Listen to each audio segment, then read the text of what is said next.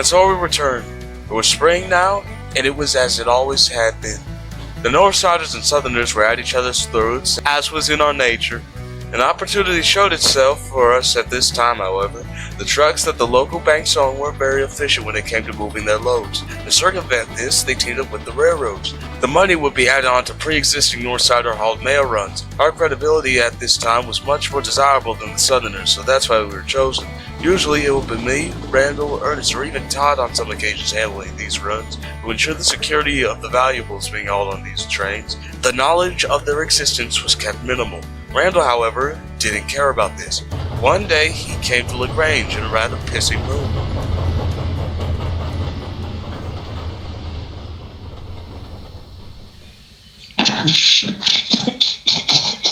Quit laughing, he's gonna know we did something. What are y'all doing just standing around? Yo, Danny, don't you gotta be a Carlton right now? No, Southerners took that from us. What? Since when? Dunno. Oh, just admit it. You and Mort over here are just being lazy cows. Unlike myself over here, who's actually being a productive member of the railroad. We get it, Bernie. You pull the express. And it's stopping for nobody, assholes. What the hell? Did you two dickheads have something to do with this? Nope. It must be your safety valve or something. It sounded like those stupid torpedoes that those maintenance morons have put down on the rails. Besides, where do you even get these? We didn't do anything. Sure you don't. Fuck you guys. You've officially put me behind schedule. Nobody told you to stop. What was that about? We got Bernie good this time, didn't we, Danny? Yep. He jumped 5 miles north when he ran over those detonators. You little engines, like yourselves, should be off on the branch lines or switching instead of toddling around in the yard like this, like children. Damn, Randall, that's express engine talk right there. Yeah, last time I checked your deal service. Mr. Mark, however, still entrusts me with these things that are just as important as the mail trade. It's the mail. It's not that deep, man. But guess what? Yes, it is, Danny. Recently, the banks have been using us, the railroad, to deliver their money. We got a new contract. Why didn't anyone tell us about this? Well, guess what? That's top secret. You never know if they're bank robbers. Then why did you tell us? Well, let's be honest. Have you two tried to do something like that? Because if you did, you wouldn't even live to see the next morning. We weren't. Good. Then keep it that way. Really, Randall? I've known you since day one. Remember this, Danny. Keep your friends close and enemies closer.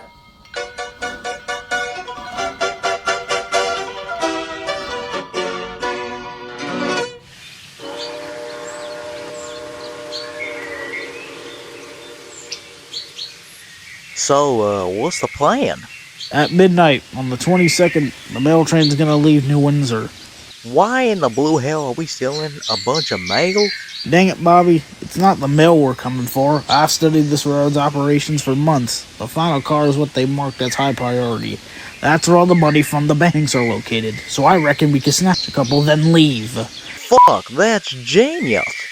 Why didn't I think of that? Because everything we do, I carry. How are we gonna get the valuables off the train if it's moving then, Clyde? Well, since this train is high priority and there's nothing else traveling on at night, it barely ever makes a single stop.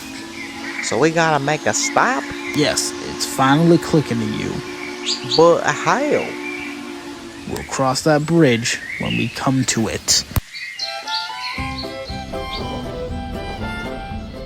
Randall arrived at Auburn to pick up some more cars. He was rounding up all the cars that had to be worked on, and this made him even pissier. We called this job the Jalopy Flyer, due to the condition of the cars being transported. I was there and tried to reason with him, but to marginal success.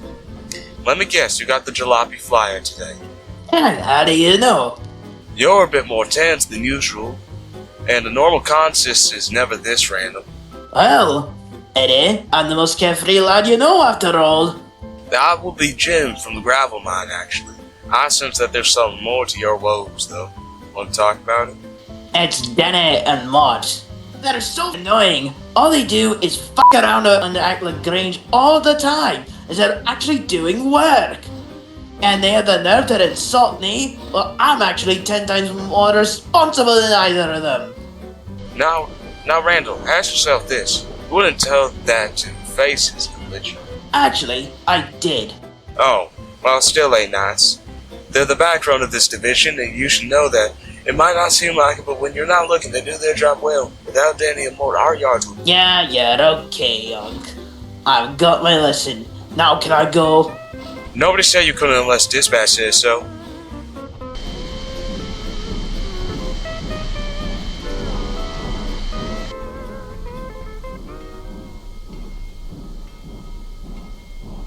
Oh yeah, before you go, you heard about what's happening this evening, right? Wait, what?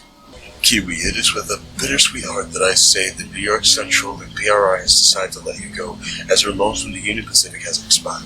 We have been recommended an engine that can do your jobs with half the effort. You may now return to Cheyenne, but it can't go without saying, for the past year, you've done well on our division. Whether you return or not, we'll always remember you as that one guy where if there was a mess, you would go in and fix it. Godspeed, Kiwi. Thank you, sir. I'll miss you all. And another lot, perhaps. Well, good luck to you. Sometimes I'm allowed to take trains out west. If I can, I'll try to find you and keep you updated on what's going on here. Sounds good. And in case I don't see ya, good afternoon, good evening, and good night.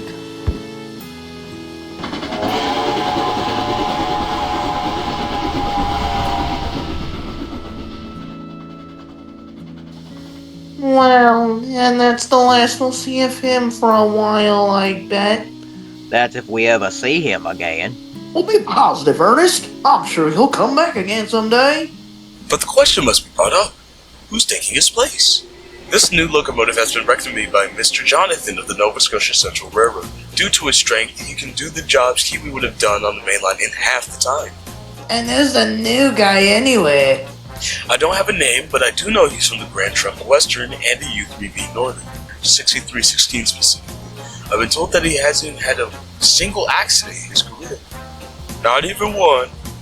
No, Levi, not even one. His record does get a bit vague while covering his early years of his existence. We've never had a 484 besides Basil around here, so I think it'll do us good. Oh, sounds exciting.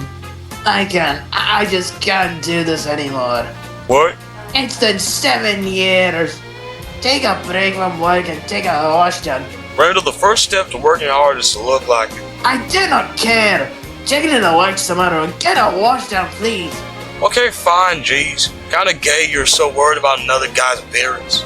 Fuck off. For reasons I'll say later, I don't look back on that evening too fondly. And to everyone's satisfaction, Leviathan finally got clean and got a new pilot to boot the next day. He said something about the 01 Big Cracks or something. 6316 arrived on the L&W not 3 days later. For his size and what he was, he seemed a bit intimidating. Something was threw Danny off. It's you. Pardon? 6316, the engine that Mr. Mark talked about. Oh, so you all told me about me prior? Of course, why wouldn't we be? Well, first off, instead of calling me by my number, call me by my name. Which is? Mitchell. Okay, I'm Danny, and this is LaGrange, North Carolina. North Carolina, huh? Never been in this kind of territory before. And did you not know where you were going beforehand? No, I'm just saying. It's a bit different from Michigan. Well, listen, buddy, I just switched out some cars bound for Bryson. Another engine is meant to take them, but I know he'll slack off. Just take this one off our hands, okay? Who was supposed to pull the train? Don't worry about it. He'll be thankful if anything. Your crew's gonna tell you anything and everything about the line you need to know, okay? Alright.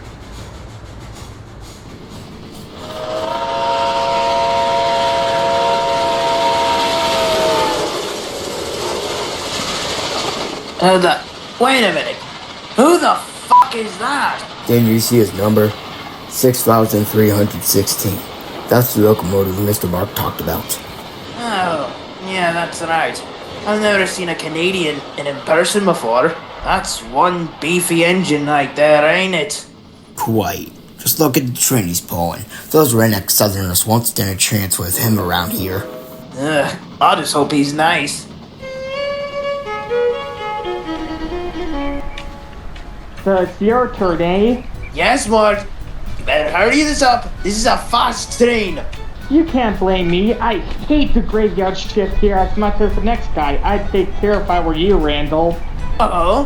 Why? This is the real deal right here. No speeding this time. Oh, when was I ever caught speeding? Bakersfield Times newspaper issued June 1946. Does that ring a bell? Is that my fault? I don't think so. I'm a manager and couldn't afford to keep our express coaches in order.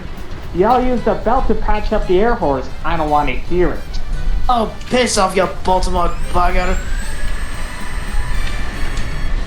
Randall swiftly left the harbor with the mail in tow, and Mort went to sleep on one of the sidings.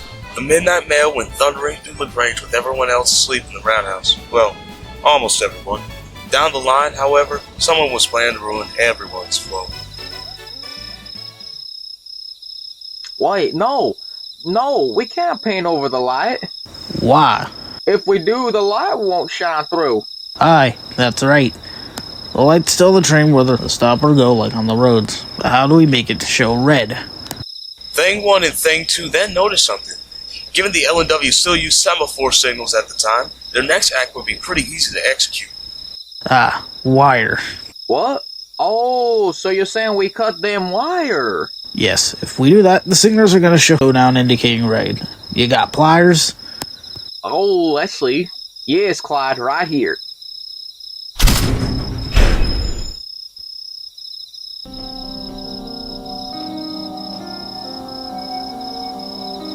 Huh? That's not right. Nothing should be on the main line right now. Well, maybe except the overnight express. You're right. Let's go speak with the signal man. I swear to God, if he fell asleep,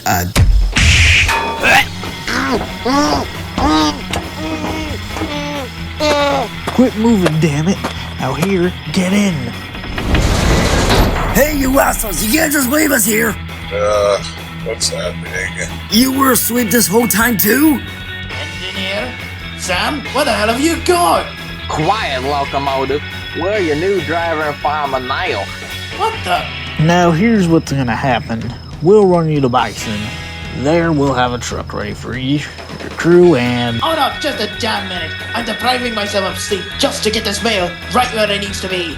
And right now, I'm getting robbed like this. What? Off-brand Bonnie and Clyde over here? The hell? Oh, don't tell me your name is actually Clyde. Clyde, we have a bit of a problem. How do we start this thing? You dumbass. You trying for a robbery like this, yet you don't know how to drive an engine? Just you wait until we work this out. Help me out, won't you, Bobby? You're up quite late, aren't you, Edwin? Yeah, I couldn't sleep, so I decided to go for a run. Hope it don't cause any trouble with the timetable, officer. The only train on the line at this time of night is the mail train. Speaking of which, have you seen Randall anywhere? Not since yesterday afternoon. Did he do something? No. He was meant to clear this area 13 minutes ago. As long as that signal doesn't go down, I can't go anywhere. Where are you headed? Other end of the line. Make sure to keep your eyes peeled, okay? Okay. I just hope you get home safe, officer. Little did we know that down the line, Randall was in some deep shit. It was only a matter of time before the intruders figured out how to drive him. And once they did... Reversers, injectors, sanders, and then the throttle. Not too much power now. Aha! We are off. Oh, f***. And are you serious right now? That's right, buddy. We're just going for a little joyride. Oh, have fun. It took you bastards the better part of 20 minutes to figure out how to operate a steam locomotive. You're talking mad shit for someone we can let run dry and explode after this is over. Oh, I'm all yours. Wait a minute. We passed the right signal. How do you morons not know that's against the rules? Okay, here it is. Good thing the switch is set. Wait a minute. What the hell am I getting sidelined? Oh, no. I know good and goddamn well you're not taking me by my raggedy old textile factory. So what if we are? What are you gonna do about it? That's just scummy for you lotter of a literal train. I'd feel like shit if I were you. Shut up. Just shut the hell up. Bobby, you got the truck? Yes, Clyde. Okay, we'll stop here and start unloading, won't you? Ugh, I'm being robbed by two fucking morons. I don't like repeating myself. Shut your fucking mouth. Alright then, make me then, bitch.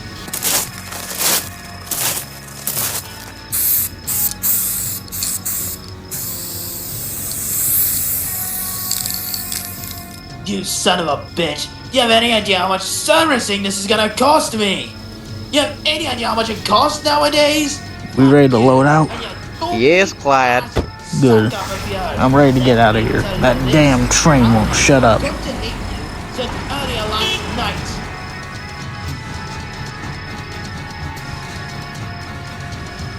Hiya, Randall. What's going on? What's all the commotion about? Oh, damn thieves! What thieves? You're telling me you got robbed?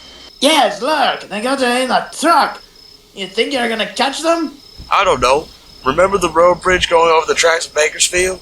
Wait a minute, which one? The most convenient one. I'll try to catch them there. I'll be back, Randall. Make this critic. You know we can't afford this.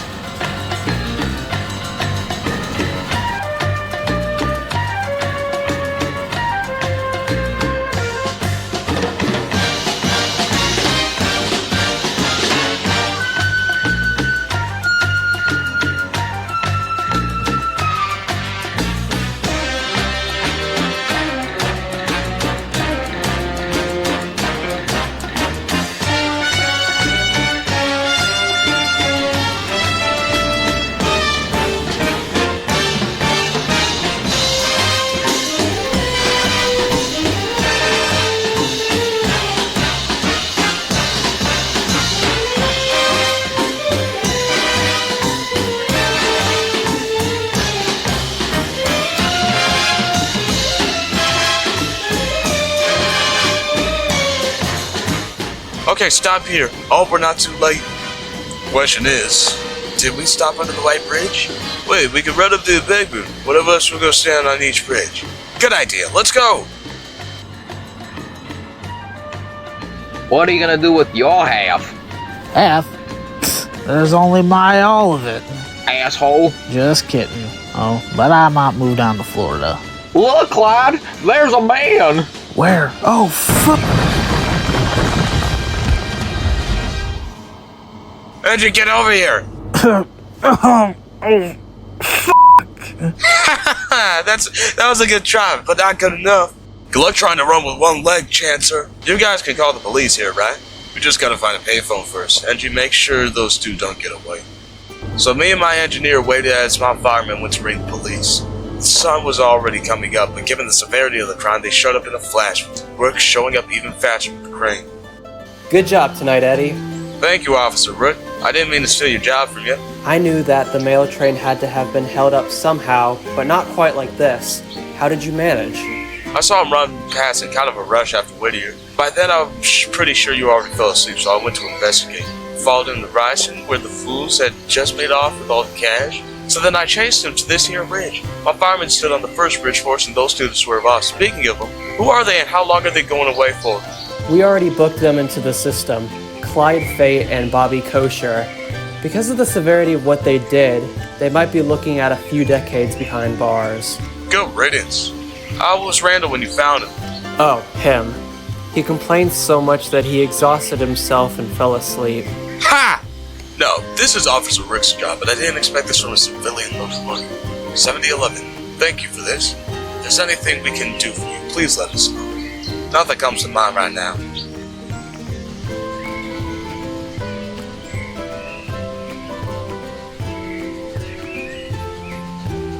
Oh, Eddie, you finally came back for me. Ugh, please take me back to the shops. I seriously cannot be seen like this. I don't know.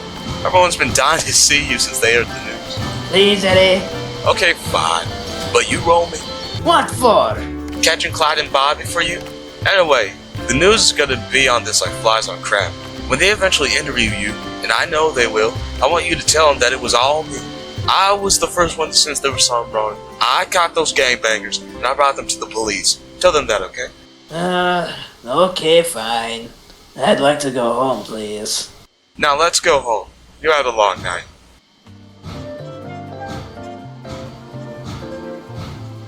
I took Randall to Whittier's shop so they could scrub all the paint off, and after that I had to tend to other duties, and so did he. That evening in the sheds, the robbery was all anyone could talk about, something which annoyed Randall a lot. And who could blame him? He was the victim, so there really wasn't anything to take away from it for him. One day, Randall was interviewed, and newspapers all over the country were talking about the incident. But of course, I couldn't have all the fame. Brooke and the other first responders were also credited in catching those criminals. Clyde Fate and Bobby Kosher would be charged with vandalism, trespassing, robbery, grand larceny, and so much more. For this, they would both get 31 years each and serve their sentences at the North Piedmont Correctional, and another one I can't remember right now. Now, this story might seem crazy, but oh boy, do they get so much worse.